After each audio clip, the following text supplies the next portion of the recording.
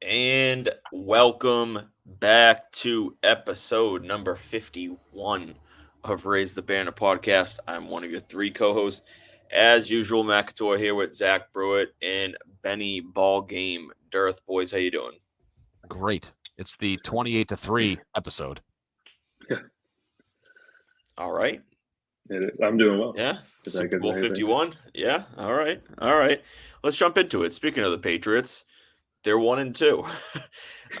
They I would say embarrassed is probably the light way to describe Thursday night. They got their ass kicked in every facet of the game. The Jets ran the ball pretty well. They really didn't have too much in their way offensively, and then the Patriots were atrocious offensively. I know we last recorded, I think it was last Wednesday, so it was the day before Thursday Night Football. We've had basically close to a week to digest. How you feeling about game 3 and the Pats overall right now? I'll start with you, Zach. Yeah, the Jets game was worse than I thought it could have been. I thought there was I didn't think they were going to win, but I thought they would at least show up and have a better game plan than they had. I think when I said there was a chance of them winning, it was only if the Jets had that typical Jets dysfunction. I didn't see any of that.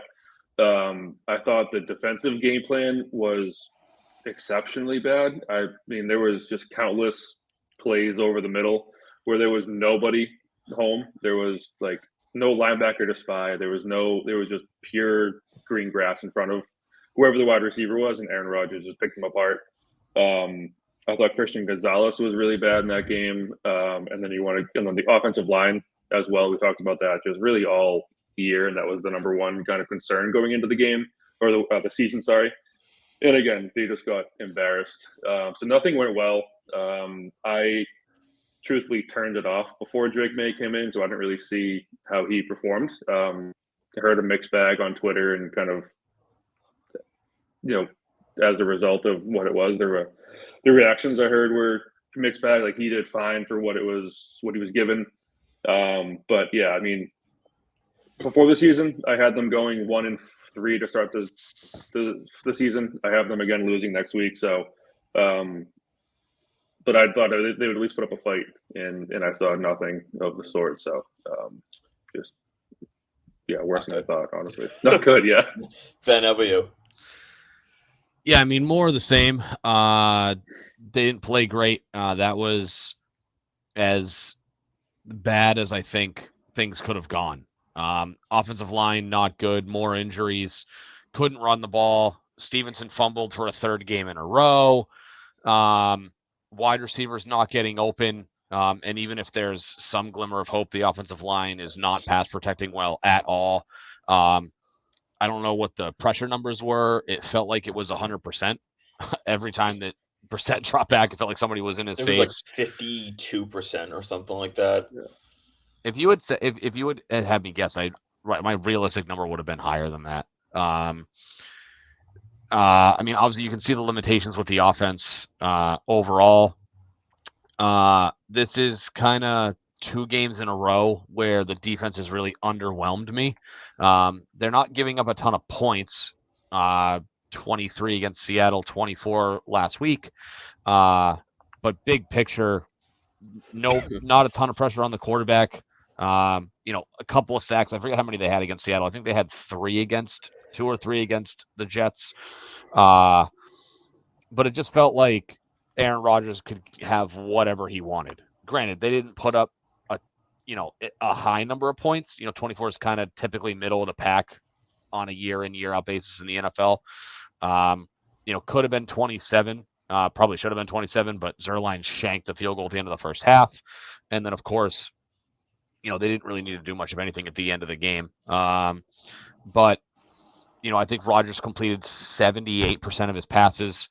So again, no resistance really from the pass defense. I don't have the numbers in front of me. It didn't feel like the run defense was atrocious, but they didn't really stop Breece Hall or Braylon Allen either. So another subpar performance from the defense, in my opinion. So, I mean, hopefully that's as bad as it gets. Luckily, they're riddled with injuries because if the 49ers were at full strength, I'd say that we haven't seen how bad it can be, considering they'd be going up against a juggernaut of an offense. But, no McCaffrey, no Debo, Kittle's questionable. They just lost Hargrave for the year. And I think there's somebody else on the defense that's kind of banged up. So still, maybe the 49ers score 20 instead of 40, but not feeling super great. It's kind of hard to find a bright spot in the game. Hopefully they're closer to, the Seattle or the Cincinnati performance overall. At least they were competitive. But 24-3, I don't think is really indicative of the game. It felt like 45-3 to me. Yeah, I mean, they were out of it from, the opening kickoff. The biggest takeaway for me was, week one, they came out and they played some good football, and you're like, all right, maybe this team can actually be like a middle of the pack team. Week two came around and we saw what was probably the best example of this team, where they just they don't have enough talent. And in the end, like, Seattle's talent just prevailed over New England. And then week three, it's kind of like it's literally just been one good game, average, mediocre game, and one awful game so far. They were outplayed in every facet. They were outcoached. I don't want to necessarily, like, I saw someone basically, it was like, this was the worst coached game I've seen of the Patriots since, like, pre-Belichick. I was like, that seems very dramatic of a statement to say. But I think offensively, they went in with a game plan that was the wrong game plan. They obviously made a more of an effort to get Douglas and the wide receivers involved, but in essence, they pushed away from the run, and by the time that they could even try to get back into that run first offense, they were down by 10, 14 points. And at that point, you're stuck playing catch up, and obviously it's tough to run the ball at that point. So it's a frustrating game. The one takeaway I took from that game overall is that I think we're going to see Drake Maye pretty soon.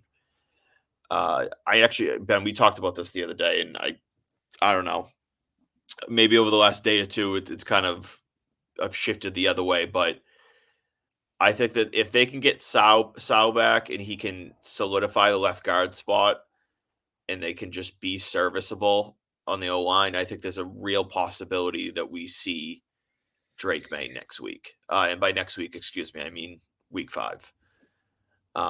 He's not. I would be very surprised if he starts against San Francisco, but I just think that there are a lot of pressures on Mayo now, and as much as we didn't expect them to be much, they're going to be 1-3 probably, heading back home against a Miami team that will be without Tua. I think it's a pretty good spot to, like, just kind of let him loose. Where are you guys on that part? It feels like a decent spot.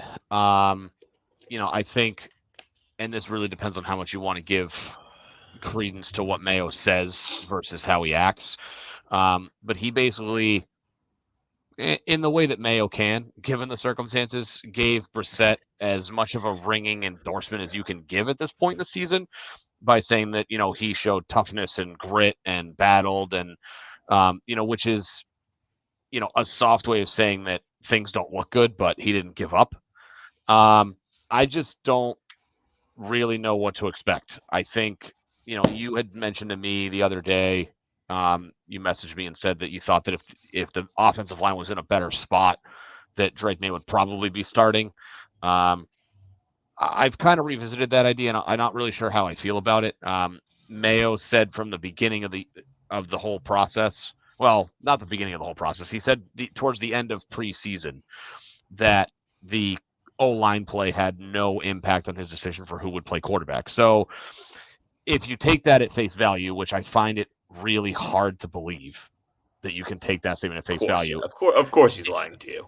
If you take it at face value, then I don't know how you could feel confident that Drake Maye would start anytime soon. The problem is that they like, the O-line's not going to get much better. And so I just think that the circumstances will have a little bit changed enough. And maybe they do feel like May is a touch further along than what he was, a month ago. And it's time to kind of just like let him loose. Because you got to also remember that that Sal was already out going into when they made that decision to go with Brissett. They had no idea what to expect from the O-line. At least they have a better idea. City Sal seems like he's going to be back this week. He's expected, I think, to practice tomorrow. Yeah, tomorrow. I think, like I said to you, I think that if the Patriots had a top 10 O-line right now, I think May would have very possibly started week 1. Because the O-line sucks, they've been hesitant. But if they feel like the O-line can just be serviceable, I think that they should and they will soon just kind of say, okay, it's time to go. And partly because May is just flat out better than Jacoby Brissett. Nothing against Jacoby. I love the guy, but he's not very good. No. I was going to say, I think for me, I was always a proponent of wait until you have to, put Drake Maye in, whatever that means, whether Jacoby Brissett gets hurt or it just got so bad that they had to put him in or whatever. I think I also expected Brissett for the offense to look a little bit better than it has. I mean, it's just been abysmal. I don't expect it to be like the Tom honestly, Brady. It's been kind of exactly what. I mean, the last Thursday night was bad, but overall, It's been kind of what I expected, where they were just going to be like a serviceable. Maybe they could, the first 2 games they could put up like 20 points a game, 16. And that's fair. Maybe have recency bias because of how bad the Jets game was, but we know Kraft always gets, he's very conscious of the public opinion. He's very in tune, for better or worse, of what people are saying. We know that he's always going to be the one to push, the shiny new toy, and that's Drake Maye. So I think it's going to be a lot sooner than I expected. At least I could definitely see it being week 5, especially if Tua's out. Kind of give it a softer opponent. That team doesn't look anything like it did in week 1 without Tua. Skylar Thompson just isn't good. And I think we talked about it last week. There is a easier stretch of games. I think it starts in week 8 through week 13 or until the bye week in 14. That it gets a lot really easier over for the them. next after this game, they have a couple tough matchups, but the overall schedule isn't very difficult. You got Houston, who's good. Obviously, they're good, but part of what makes them very good is their offense. Their defense is solid. It's definitely not bad, but it's not something that is a daunting defense to face. And then they face the Jets again. But I mean, we went over their schedule. What in between that? Who they got? They got the Rams, Colts, Dolphins, Bears, Jaguars. None of these teams scream to you oh crap, Tennessee, so is Houston the most ideal spot for him to be playing very early? No, but I think they gotta stop babying him enough to where we got to remember he played in a situation in UNC where he was the far superior talent. Yeah. It's not like this is some type. It's not like we compared it to Mac. Mac came from Bama where everything was perfect. Mm-hmm. So it was a little different if you were throwing him into the fire. I think May is much more able and willing to kind of withstand that. He's more conducive to an offense, a line that sucks. I think Brissett is, he's not immobile like we've seen in the past. He's not a mobile quarterback. The slowest black quarterback in the NFL. Exactly. But I think May can at least use his legs a bit more in escape pressure or just make a play in the way that Jacoby Brissett can't. So I agree. I think we'll see him a lot sooner than I expected for sure. And I agree. I think throwing him into, stop babying him. You just got to throw him in, let him kind of figure out the kinks. I mean, we're seeing it with Jaden Daniels played very well last night. Or was it last night? Yeah, last night. Granted, the line looks much better than our line does, but if you give him time to just understand and see, game speed, at some point he's going to have to figure it out. And, I think it takes more than just a week, and it's like the perfect setting to bring him in. So you throw him in, I agree, after the Niners game and just, let it ride, but then you can't take him out. So, yeah, well, the biggest thing is what is going to be the difference week 5 to week 10? Like, I don't think there is one. Exactly. So, like, is what Drake Maye is going to learn between week 5 and week 10, let's just say, just for a number, yeah, going to be really worth him not playing?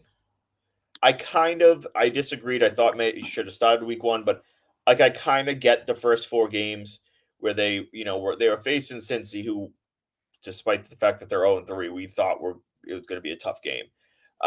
We knew the Jets were going to be a tough game. They have a great defensive line. We knew San Francisco, obviously we couldn't predict all the injuries that they're going to have, but we knew San Francisco was a very good football team. We knew Seattle, for as much as they weren't like a phenomenal team, that they're not going to be like an easy game whatsoever either. But like now we're through the first month. He's got that extra month of practice. The guy's out there throwing like 6 days a week, working with teammates, trying to improve. A lot you could improve on a lot over a month. Like, I think it's time to let him rip and get him out there.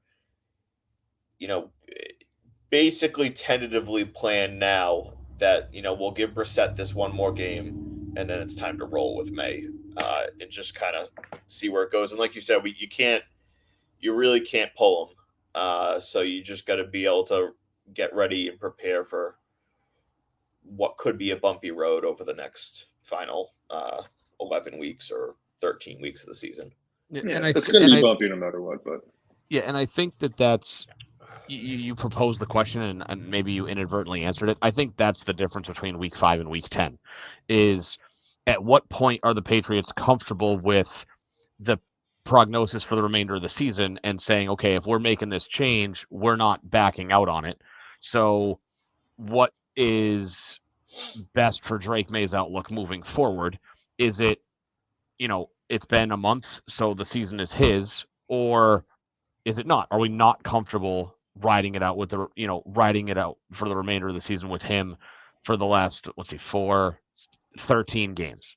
Is 13 games too long? I don't know. But I think that's the answer, is what comfortability does the organization have with handing the reins over and saying, Brissett, you need to be the mentor. You need to be, Drake Maye needs to be a sponge. He's going to learn from you, but it's on the job training from now on. And, it really depends on their comfortability. I keep going back to the Elliott Wolf philosophy is I don't think he plans on rushing it. Granted, he's had unique situations before where he was going from Brett Favre to Aaron Rodgers to Jordan Love.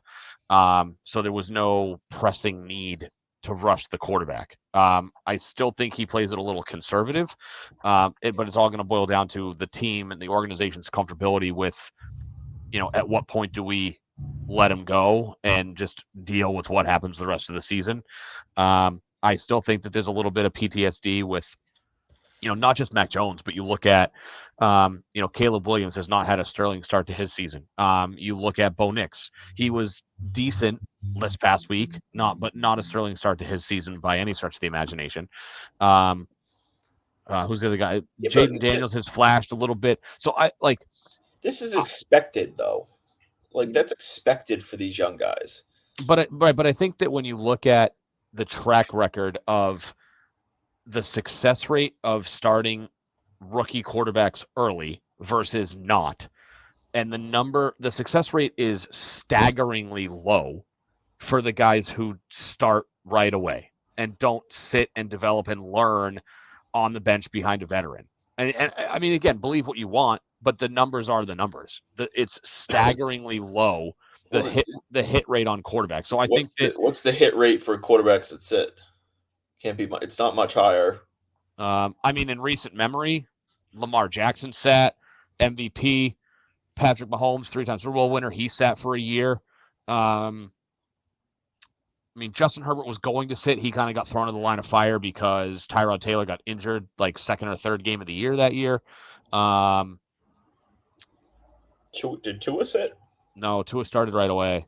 Who are they sitting behind too? Is my question. Because like you look at Obviously, that's everyone's the thing. stats. Like, Like Mahomes sat Mahomes is behind Alex Smith, Brady Alex is Smith. Bledsoe, Yeah. Lamar So is Joe Flacco. Like people who have won correct. and been pretty good in the Right. league too. You know. Yeah, like obviously far better situations for the guy that was there, but I think that, and like most things, I think that the answer falls somewhere in between what teams like Green Bay and Baltimore and Kansas City found themselves in, where if you're the Bears and you go from one first round quarterback to the next and you don't see drastic change because of how you're managing your team. I think it falls somewhere in the middle, and Drake Maye should probably start earlier than week 14, which was my early preseason prediction. But it's all going to come down to how comfortable are they with saying, okay, like the season's yours, good, bad, ugly, or indifferent. I think yeah, that's the answer. And yes, there is a soft spot coming up after week 4, so logically it makes sense because you don't face a legitimate defense until, let's see, 1, 2, 3, 4, 5. Well, the Jets week 5, but it's at home, fine, but not week 5. week 8. Week 8. And then after that, the 9, 10, 11, 12, 13, 14. The Bills week 15 and 17. Yeah, again, I think the biggest thing for me and what the decision really should come down to at this point is, Mayo needs to decide. Let's say they go into San Francisco. They don't get embarrassed, but they just get beat. 27-10 or something like that. He needs to sit there and decide and say what is going to improve for Drake Maye between now and let's say week 9, week 10, maybe week 11. But I don't know if that's the answer. I think it's the organization. I think the organization knows that it's a marginal change. If anything, it'll come down to their comfortability with just handing him the reins and saying the rest of the season's yours. Yeah, their answer is always we're gonna go, and when he's ready, we're gonna go. And but they're afraid to do Mac Jones again, like a Mac Jones 2.0, and he can't do that. Yeah, but just I don't throw even him get in, the Mac Jones thing because I he don't either, performed but they pretty definitely well are. as a rookie. Like I really don't. The Mac Jones comparison doesn't make a lot of sense to me because he was successful as a rookie. He had a pretty good rookie season, and I don't know, that comparison drives me nuts because it just doesn't make a lot of sense to me. But I again, agree like with it's not making sense. I think it's less. It's not me saying that. I think that's what no, like I know. the team actually does. Feel that way, that they don't want to do another 3 years of what we just did with Mac Jones and Bill Belichick and all the changing of the coordinators and the just benching them, restarting them. It's like you can't do that Yeah, again. So they're fortunately, trying I to don't be think overly cautious, which is still stupid. no one's going to be knocking down the door for Alex Van Pelt to be a head coach this year. So No, they won't. I don't think they'll have to which worry about a coordinator change unless they are the ones that want the change. exactly. But no, I really do think that that's how they need to approach it and say like what benefit does Drake Maye get from sitting another month versus what benefit does Drake Maye get from playing? And then obviously the risks. The risks is borderline like nothing for not playing him, obviously. Like it's not Right. going to make him worse. Playing him,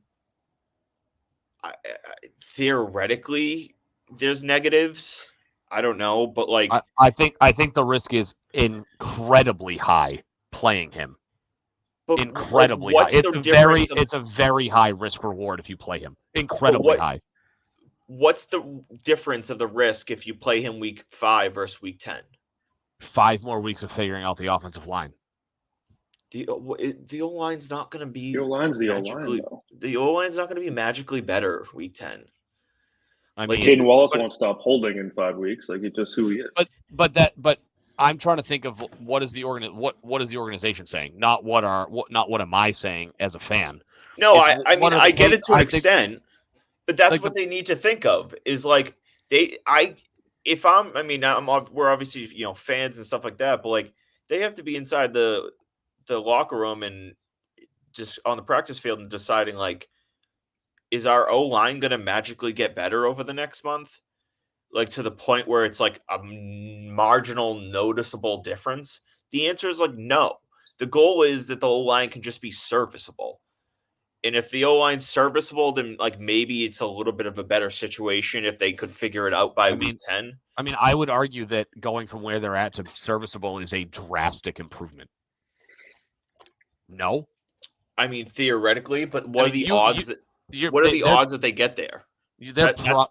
But the thing is if your hope is serviceable, you could make an argument, and I don't have the numbers in front of me. Maybe I know we have I can check with Pro Football Focus. I'd be pretty surprised if the Pats offensive line doesn't rank as the worst offensive line in football. It's probably bottom 3 or bottom 5 at the very least. It's easily bottom 5, and it's probably the worst. So to go from the worst to serviceable, in my view, coming from wildly off base, serviceable to me is average. If they to go from bottom of the league to, somewhere between. See, I don't say serviceable is average. I think average is average. I think serviceable is like just not atrocious. So like maybe like 22 to 24 range, where they're just not getting their ass handed to game in and game out, but they're flat out just still not really a good O line. Yeah, I mean, and maybe they can't. I mean, if that's the benchmark, then maybe, because I guess he did. It's weird. I guess he did practice. He was at left tackle for the media portion of practice yesterday. Sal? Yeah. I didn't. Wow, I didn't see that. That would be. I checked Mike Reese's Twitter from yesterday, and he was in the left tackle spot for the media portion of practice because Michael Jordan was injured, and that today was an off day. So we'll see what happens tomorrow. Wait. He was in the left tackle or left guard?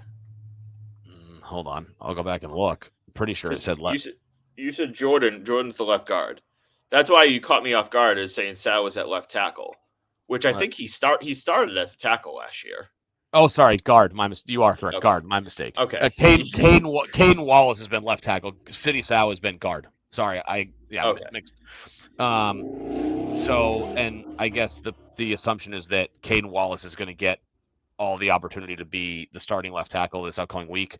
Because I'm trying to think, who was it? Vidarian Lowe is still hurt.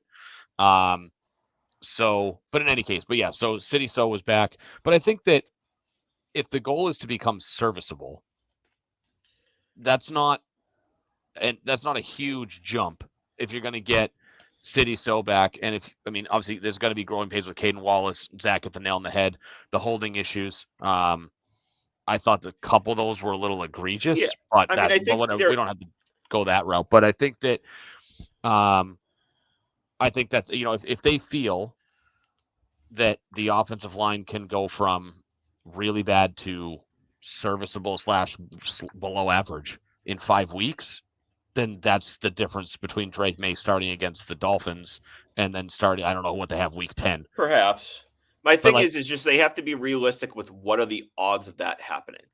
And so not that is Maye's future going to be drastically different if he starts week 10 versus week 5? Probably not. But no, I don't want Maye sitting on his ass on the sideline because you're hoping in 4 or 5 weeks the O-line is like a little bit better. Like that's my thing. Yeah, but the alternative though is if the O-line continues to be horrendously bad, then all you're doing is setting him up for failure because he's going to be constantly under duress. So it's like, so are you going to not play him at all? If the answer is constant under duress or clean on the sideline, I'll take clean on the sideline 100 times out of 100. That's my thing though. Like I think that they're planning to play him. Well, yeah, they are eventually, but it's just a matter of when. Right. So I think even if the O-line sucks, that they're probably going to play him at the latest, week 14 at the very latest. Yeah, if the offensive line continues to be bad for another 4 to 6 weeks, then I think at that point they go, okay, we're halfway through the season, and even with health and, a half a season's worth of coaching, we're not making noticeable improvement. So what's the point of just having him sit there? Then the conversation becomes, are we setting him up for injury risk and potential failure? Or that's the thing. That conversation should start now. Because mean, if you're not comfortable with the do we think that idea, they're not having that conversation though? yes, but so if they're not comfortable, like if in their mind they're saying, let's say 6 weeks from now it's week 9, week 10, and they're like the O line still sucks. Now we have to decide if it's worth putting them out there.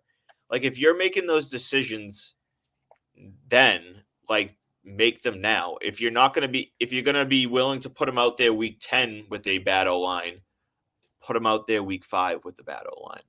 You see, I disagree. Because if you're putting him out there week 5, you're subjecting him to 12 weeks of poor offensive line play, not 7. I'd rather him get the experience. The experience could still be there and beneficial just as much as the risk of, I guess, maybe an extra 5 weeks of possible injury, theoretically. I just think with awful offensive line play, the risk is too high. So then you're going to probably, like, by that measurement, you're going to have to sit him the entire year. Tell Amy I said hi. We talked about it too. Like Drake Maye came from chaos. I don't know where do you go? NC State was? Is that where Jacoby Brissett went? Yeah. But like he came from chaos, so he's much more used to like bad line play or being under duress or being constantly pressured. And I just looked it up. PFF does have the Pats ranked dead last in O line play. The next 5 are the Saints, Tennessee Titans, Seahawks, Giants, and Commanders. And we just talked about how good Jaden Daniels looked like 2 weeks ago. Last night. And like he started out being really kind of sketchy, didn't really know how he was going to perform. Week 2, he was a little better, and then week 3 looked really good. So that squad is only ranked 5 spots ahead of the Patriots. So to your point, if they can get even marginally better, throw Drake Maye in there, he's going to look better. He's going to make this team look better, this offensive unit look better, just by having him out there versus Jacoby Brissett, who can't run around and who can't extend plays. So I'm with you. I think starting him sooner. Well, I guess the goal, if the goal is to salvage the season, then I would say bring him in if you think he can make the offense look better. If the goal is to preserve him until he's ready or until the O-line looks better, then I would think wait. But I think it would be, just I don't see a difference between week 5 and week 10, for example. Yeah, that's going to be the question that they have to decide. Is they're going to say, do we think the O-line can become serviceable? I think that the odds that they improve to that point are, I don't know, 50-50 at best. And that's probably being pretty generous. And so at that point, they need to decide, like, I think games as a rookie are important for a rookie QB. Like, experience matters. And so getting Maye out there as soon as he's kind of ready and able is important for part of his development. And so if they don't, unless they feel strongly that the O-line is going to magically get better over the next month, like they should be looking to start him in what will be a pretty good stretch if you want to, start a rookie quarterback and throw him in the fire. Ben, are you like out on starting him anytime soon? No, not completely. I think to your point, and I mean, it's a pro football organization. I'd like to think that they're having these conversations and that the assumption is that, they're not going to roll out of bed week 10 and go, okay, well, the offensive line still sucks. Now what? I think that they're intelligent enough to have the foresight to say,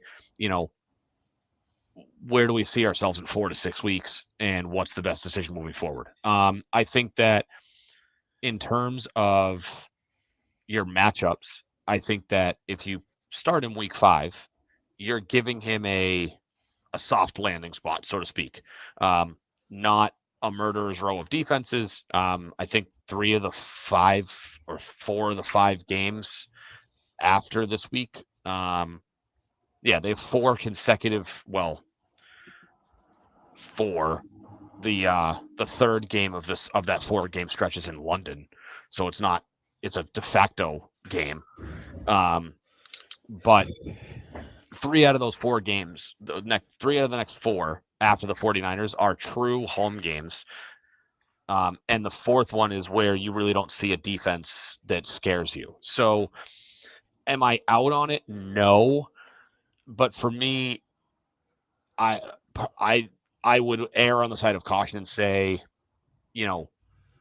I'd be semi-comfortable only because I just think the risk is still high in the near future, given the status of the offensive line.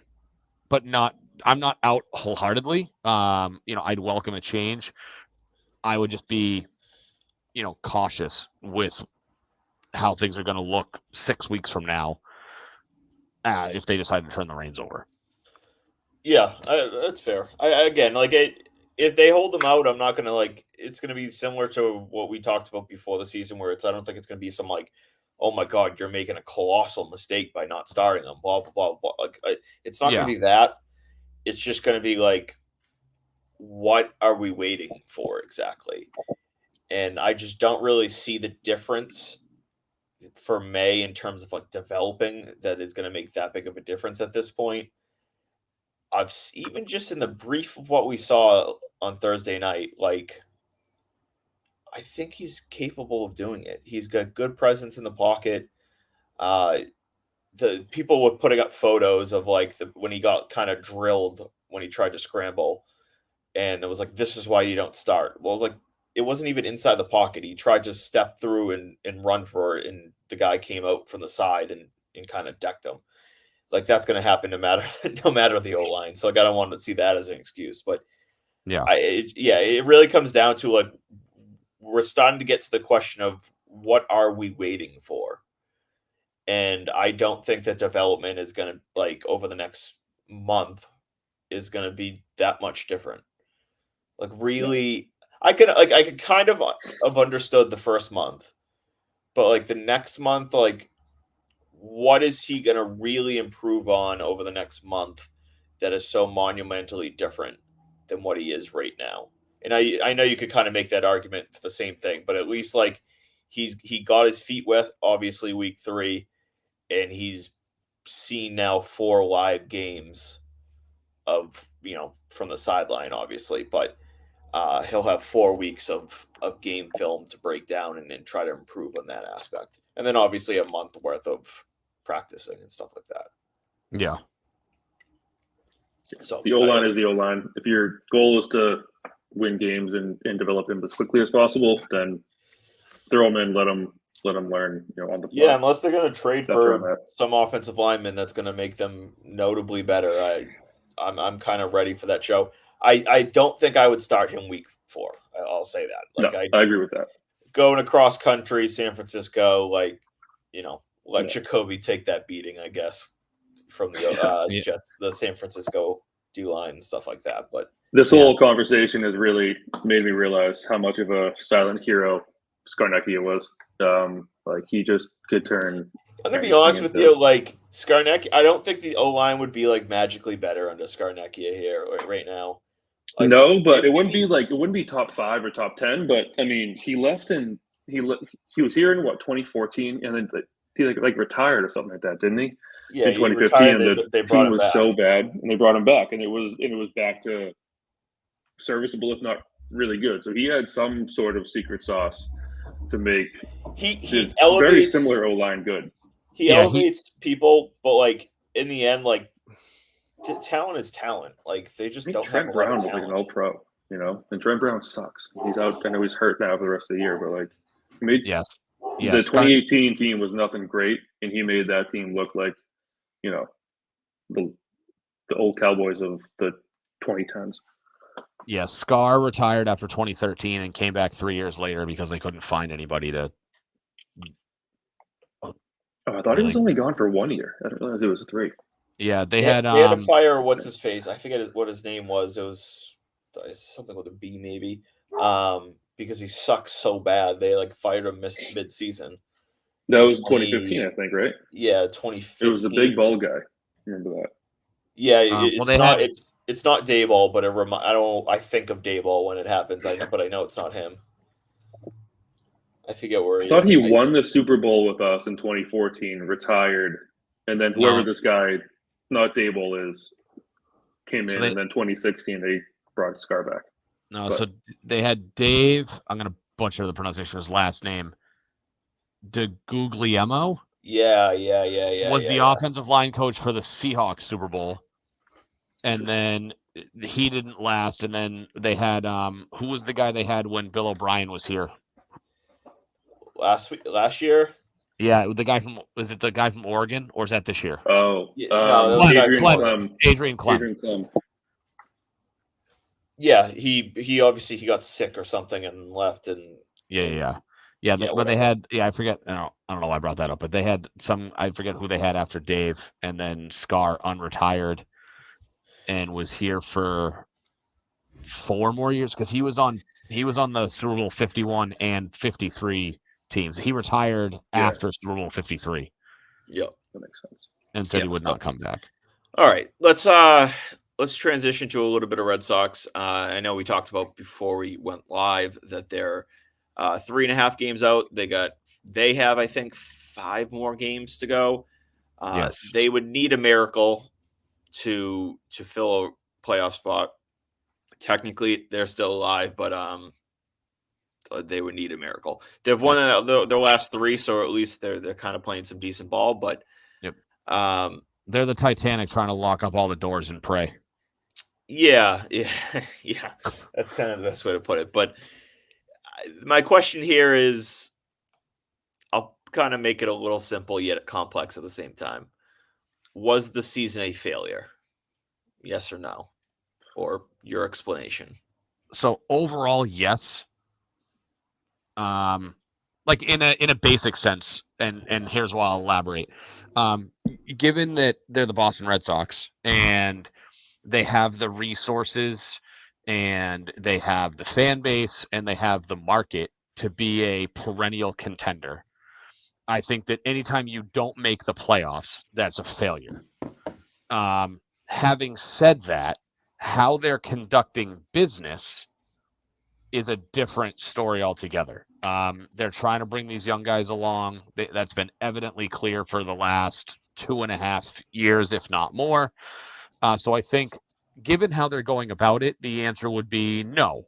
I think that their plan is to be a team that treads water. They hover around 500, and hopefully they can knock on the door of one of these wild card spots.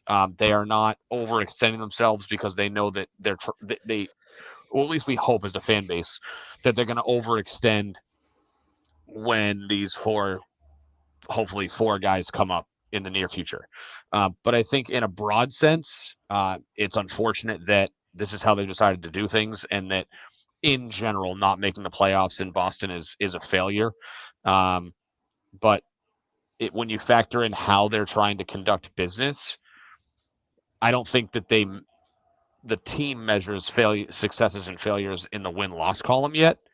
But it's not that makes it any easier from a fan base perspective. It's still the most expensive ballpark to go to. They charge $18 for beer and a premium price for a lot of their seats. So I think, from a fan perspective, it's a failure. But, I think we look back on at least more recently, we look back on some of these years as, tolerable if these prospects come up, hit, and then we build around them and become that contender again.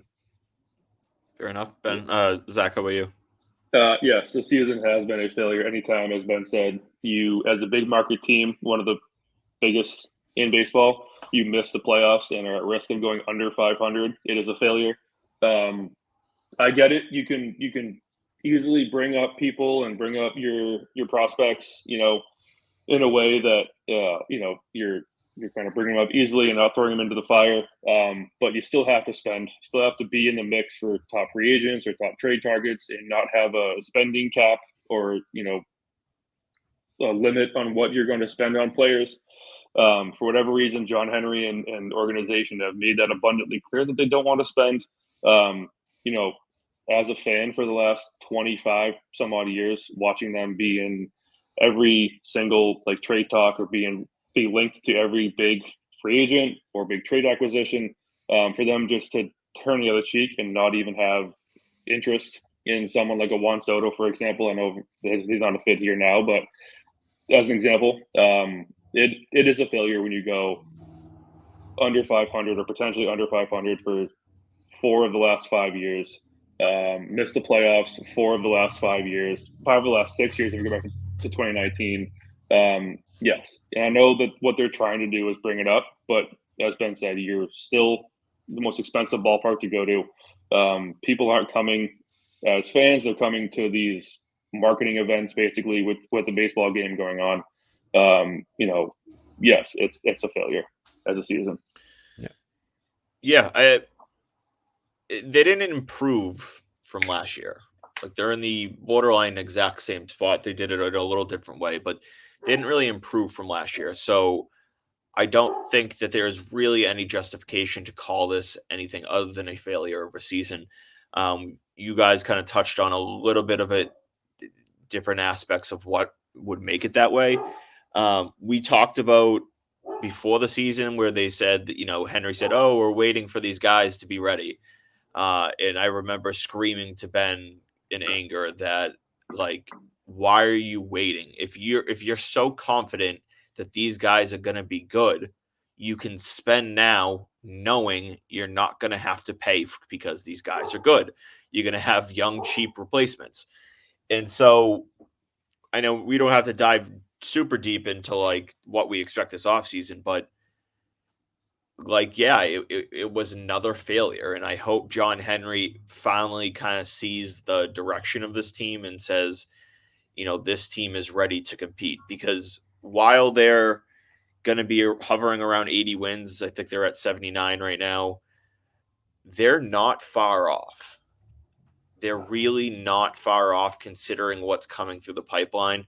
So, if they can add one or two top pitchers, like, I mean, just put an example, and I know he's going to win the Cy Young, but like, what would this Red Sox record be with Chris Sale on the team? I mean, they're probably a playoff team. Probably. I mean, where they're what, 1 game over 500? I think, yeah, I think they'll probably be. I would say where the Royals were. Yeah, right I'd say Royals or Twins. You're probably 6 to 7 games over 500, and you're solidly in that wild card conversation. Yeah, so you're all of a sudden like, that's the difference between them being seen as a failure of the season versus them having, again, like, anytime you don't win a World Series, it's obviously like it's tough to call it a success of a season, but like if they had 86 wins and lost in the first round of the wild card, we would be looking at this team pretty differently than what we do right now. So while it wouldn't be a necessarily successful season, they clearly, it would be a whole different vibe of how we're feeling right now. So the writing's on the wall for how things are going to play out for them. But yeah, I mean, I can't say it's anything other than a failure for this year. And I just hope John Henry is kind of woken up and seeing that like they're ready. Like this team is ready to kind of take that next step. And unfortunately, like they need to spend on pitching because it's positional prospects. But whether that's spending or trading for them, one way or another, they kind of have to go. So yeah, that's kind of where I'm at with that. I did want to also come back to the whole Tristan Casas conversation. I know we discussed last week. He obviously kind of went off the other night and hit three dingers like the day after the episode or whatever, something like that. He heard us talking. Somebody plays